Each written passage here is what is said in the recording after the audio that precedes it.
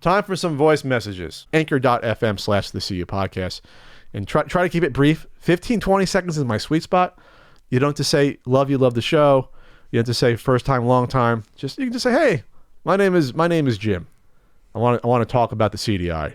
Here's my question, and that's it.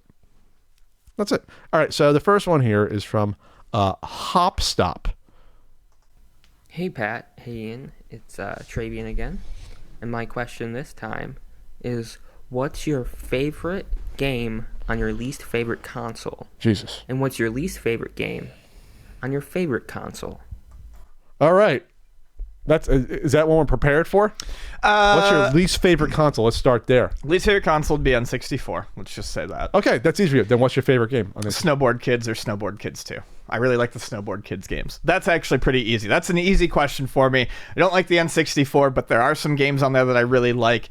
Pokemon Snap or the Snowboard Kids series would probably be my answer for that easily. Now, my favorite system, let's just say PC Engine and not get into the debate over PC Engine and Game Boy. Least favorite game on the PC Engine. I'll get back. Get back to me on that. All right, so I'll start with, okay, what's my favorite console? The NES gun to my head. What's my least favorite game on the NES? Now, I'm trying to think of, the worst games aren't my least favorite games. So like Uncanny X-Men is not my least favorite game. I get a weird joy out of playing that awful game somehow. So like it appeals to me. So that doesn't count. No. It doesn't count. Or like Action 52, you kind of like, oh, look how horribly this is done. I'm going to say Where's Waldo. You can't make that game fun. It's not so bad, it's bad. It's just so bad. Or it's not so bad, it's good. It's just so bad, it's horrible. Where's Waldo? Yeah. Half star, according to a certain NES guidebook, and it's lucky he got a half star. It's lucky he got a half star. Man, I wish Where's Waldo was on the PC Engine, so because I could. That would be a very the easy graphics would be you answer. could actually see where he was on that with the 16-bit graphics on there. That hurt. Someone made me play that over the marathon, and Because you don't even see. It doesn't help that the colors are kind of washed out on that monitor that we used, and I'm colorblind. Trying to find Waldo was just like I'm in pain just thinking about it. But like even when you see, oh, that could be Waldo, like you're still guessing. Oh, there's like I can almost make out a stripe and a hat. It's like impossible to see.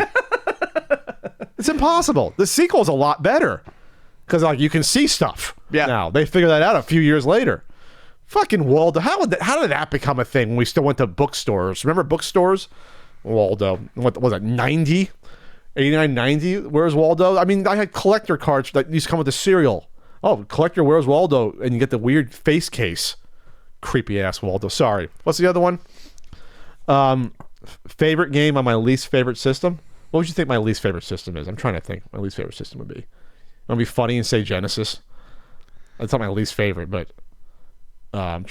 what's my least favorite system? Vectrex? I like the Vectrex. Yeah, I don't know what your least favorite system is. In television, I've not played a huge amount in television. RCA Studio 2. What's my favorite game on the RCA Studio 2? There you go. What's my favorite game on the RCA Studio 2? This is not going to work out well for people listening because I'll just pick out a random ass game. Like, I don't know, baseball is great. It's hard for me to think of that. I will.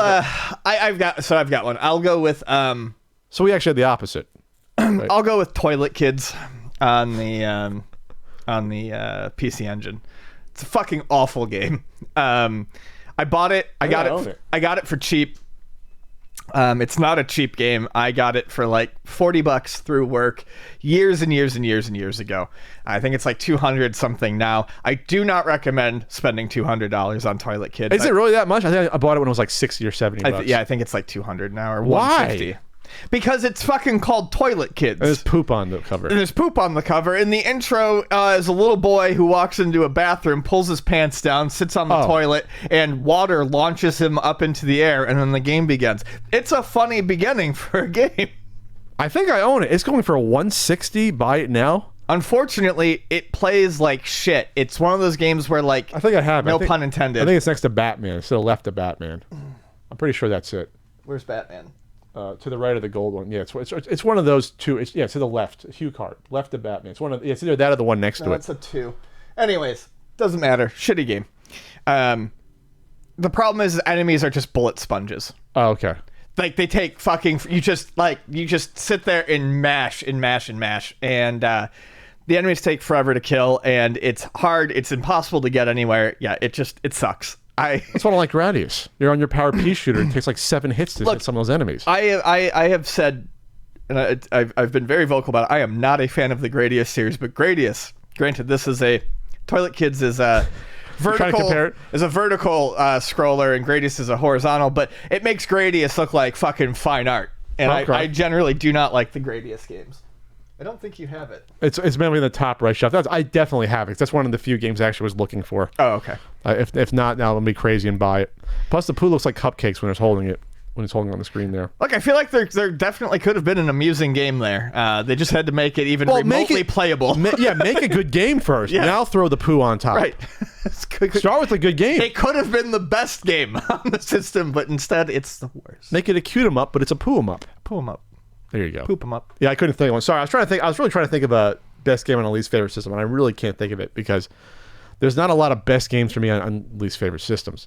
If you want to say Atari's not my least favorite system, I love Keystone Capers. Keystone Capers. I always come back to Keystone Capers. All right, what's next here? Hi, Pat and Ian. This is Gary from South Jersey. Do you guys ever think that video game prices will ever drop to where the low point that it was in like the 90s?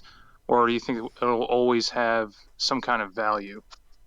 No, I don't think they'll ever hit the low point of the 90s. And well, I mean, when you say 90s, I think you mean like old NES.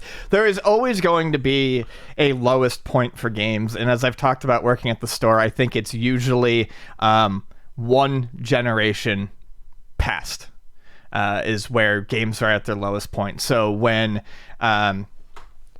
like the PS5 and the Xbox Series X are out now, I think PlayStation 3 and Xbox 360 games are probably at their lowest value. You don't think they'll ever be lower than that 25 years from now? Maybe. I'm talking about something that we're realistically going to see. I mean, they might be lower than that. I think that video games in general are valued more now than they were in the 90s. So no, not every game is going to be worth something. But I don't think... I'm just using a general scale.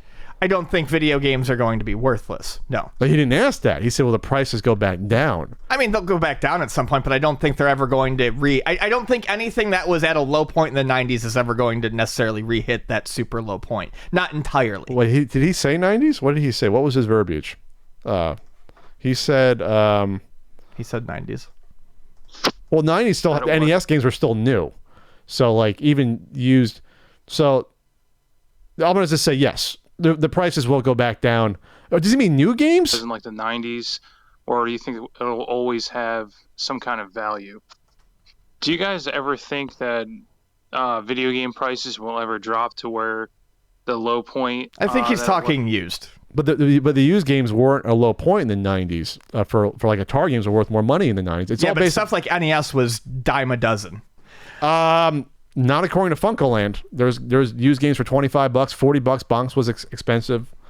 I mean, let's put it this way: in 20 years, NES games cards will not be worth as much as they are now. I will stake almost anything on that. 20 years from now, those games will not be worth as much on average. The average. I'm just talking the average. No, average of course. Price. I just don't know that they'll ever hit their lowest point again. Model trains, dude. Model trains. Well, yeah. There's always your kids won't care about the NES games, and their kids won't care. They'll care even less. It'll just keep slipping down away. Next here. Hey guys, Alex from Wisconsin here. Wondering, with the amount of lawsuits abroad in places like France against things like microtransactions, do you feel like we will see anything similar to that in the States? Because there are series like Madden, whose creators have bemoaned the rise of microtransactions, ruining the game. It'll be tougher because we have all of these 50 states here. That it's a little more cumbersome. I think it can. Is there enough political will or people care enough for federal law to be put in place to go after this? Like, is that really on the totem pole? I don't think anything will happen because capitalism. Oh, it's happening in Europe though. They're less capitalistic than we are. Okay, I think there's enough political will to do it here. Hey, Pat and Ian. Please tell us the story of how you met each other and how Pat convinced Ian to partake in his videos. Thanks. How do we meet, Ian? You showed up at the store. It was a sunny July 2008 day. You know, perhaps better than I do. It was sunny. There was no sun inside.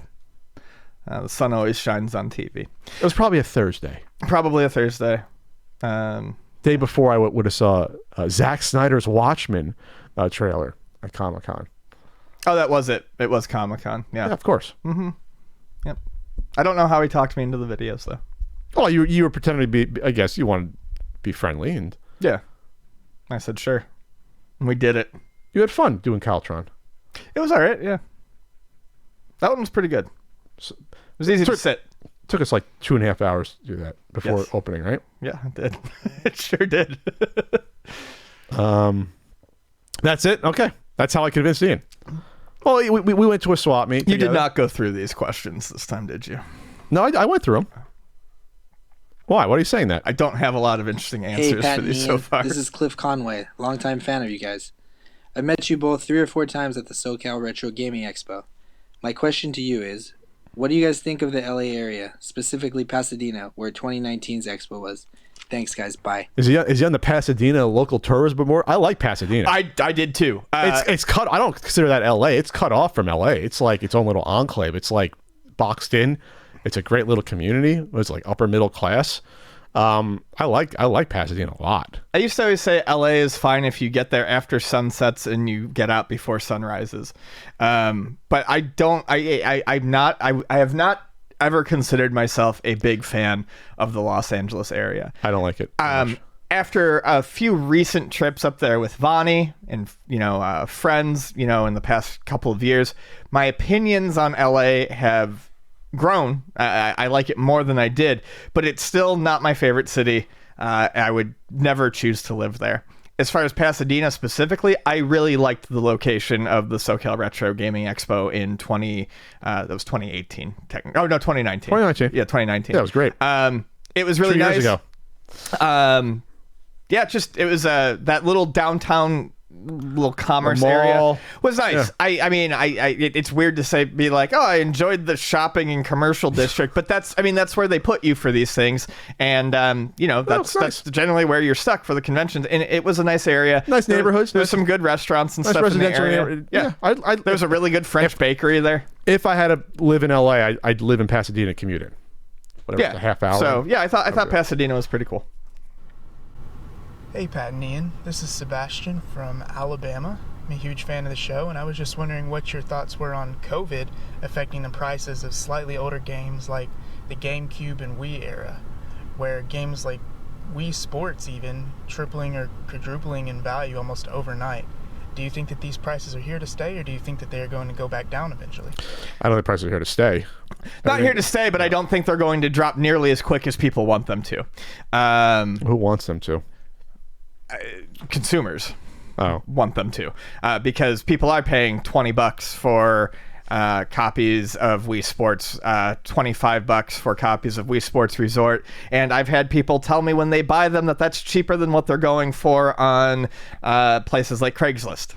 Wow. Wow. Yeah, I mean, did people really just rediscover video games because of COVID? A lot of people. Yes. Yes. Wow. I mean, that's exactly it. I mean, these are conversations that I have over and over every single day. After the first couple months, it seemed like, well, it might have been anything that people could do was, seeing a boom. But I'm sure I've seen some articles on it, but you talk to people in the video game industry, it's not video games and all forms of entertainment. It really is specifically video games are seeing a resurgence right now, because that's what people think to do. And yeah, I've talked about how 360, PS3, and Wii remotes are basically impossible to keep in stock right now. And every day I get multiple calls for all three. What does a Wiimote go for? 30 to 35 at this point. Used? Yeah. Oh my God, they made millions of those. Yeah, but they're nowhere. Hundreds of those. They're absolutely they're in people's closets. Nowhere. Well, I think the thing is they're not so much in people's closets. People are using them. people starting so throughout the entirety of the pandemic, people have been rediscovering games, but especially starting in November and December, we started to get a lot of calls for those controllers. And my thought has always been people are digging up their old consoles for times that they would normally spend with their family, and they need controllers because people always lose something.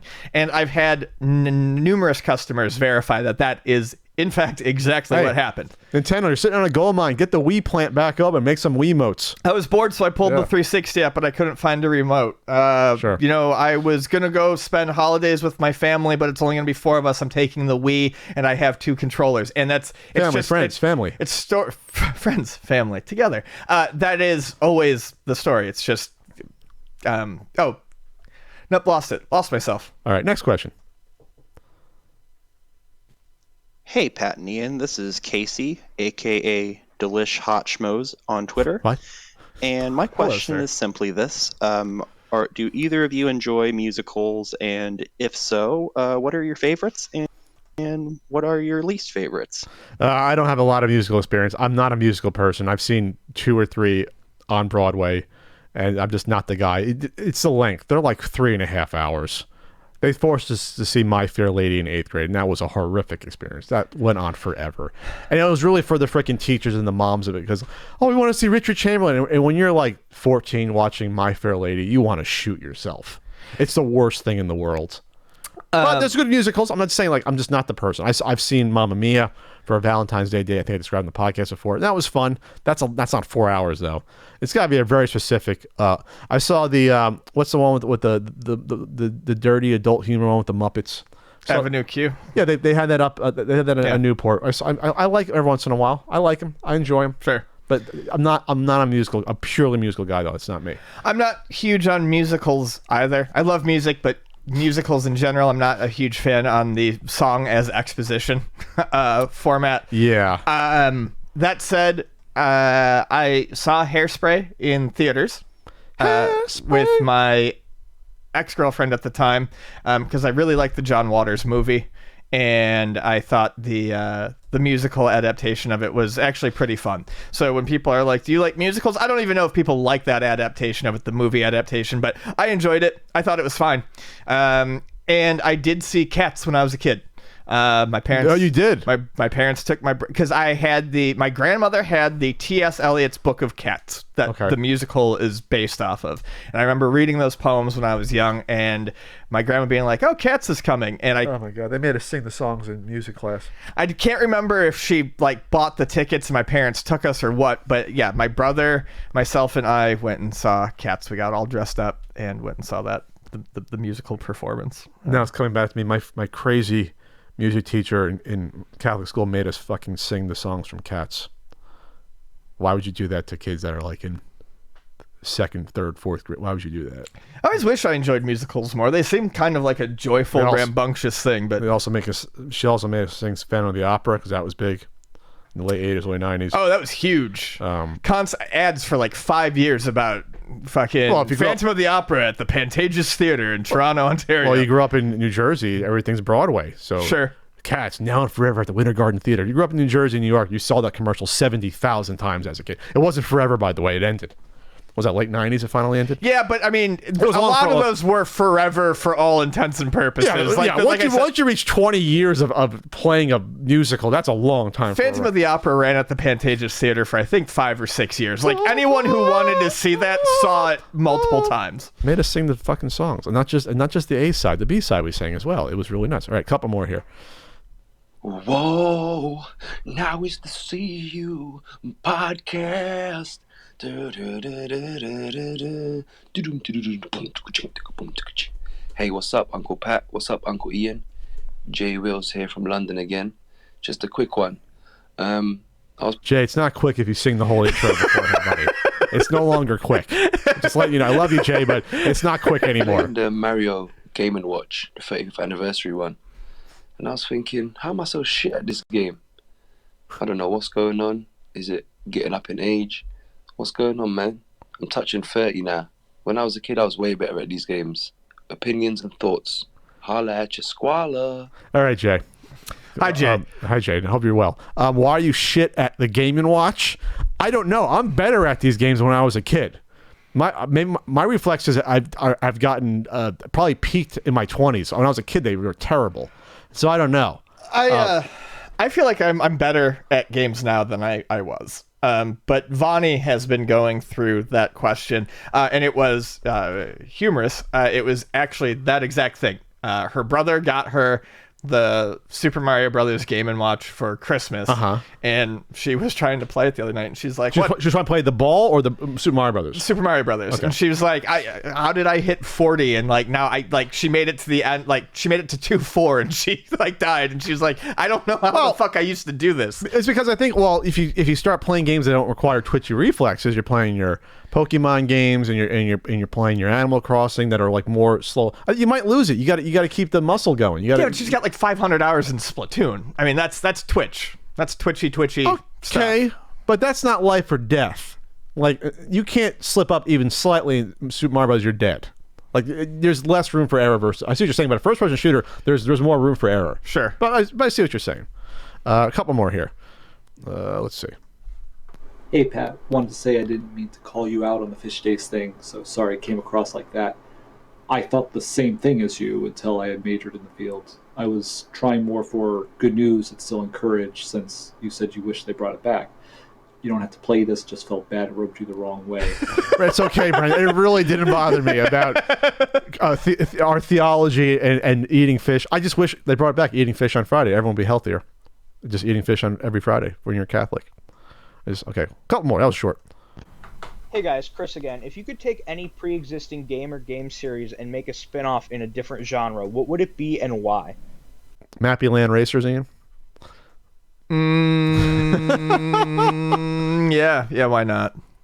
Oh, actually, I have an answer to this. Vocaloids. Hatsune Miku. What? Vocaloids. I never heard of that. Vocaloids. Hatsune Miku, the girl with the blue hair. You know her. Vocaloids are personifications of voice synthesis software that was at one point in time made by Yamaha. They are huge. You absolutely have seen plenty of Vocaloids, Pat. The toy? Where are they? No, they're literally an advertising persona.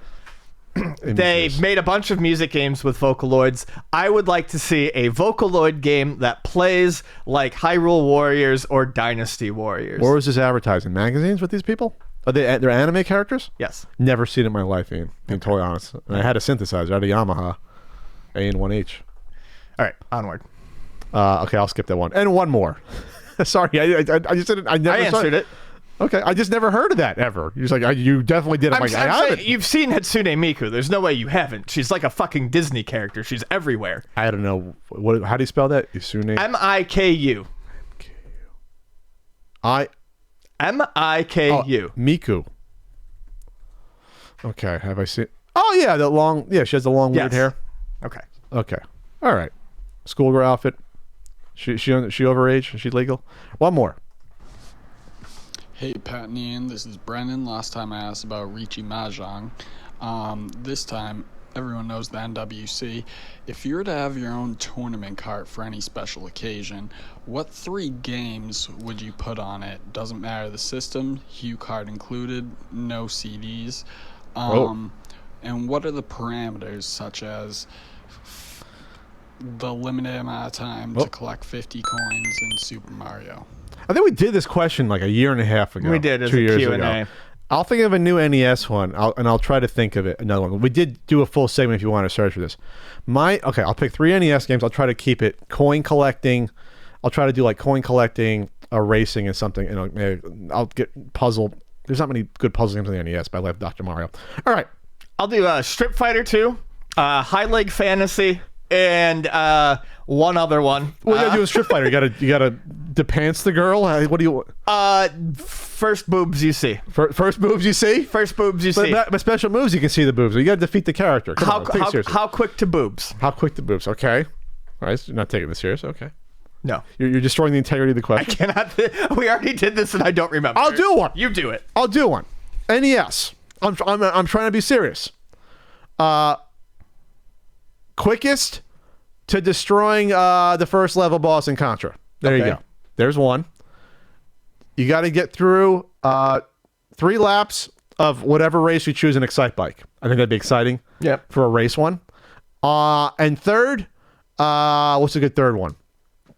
Baseball Stars Home Run Derby. There you go. That's what I'll do. Oh, yeah, that's fun. The most home runs you can get using the Babe Ruth knockoff, because he half the time on the what the hell is the team? I forget the name of the team. What was the All Stars? I think it was like the All Americans, something like that. Yeah, something like that. His name was Ruth, and he batted from the left. It was Babe Ruth. There you go. That's my three. There, I took it seriously, and the integrity is intact for the voice messages. What are you looking up? The name of the star? I was trying to look at the name of the team, but I couldn't find it. Could have been. I think it was All Americans. It was All Americans. God, I love baseball stars. American Dreams. American Dreams. How did I forget that? I should be shot. It's one of my favorite NES games. I forgot it.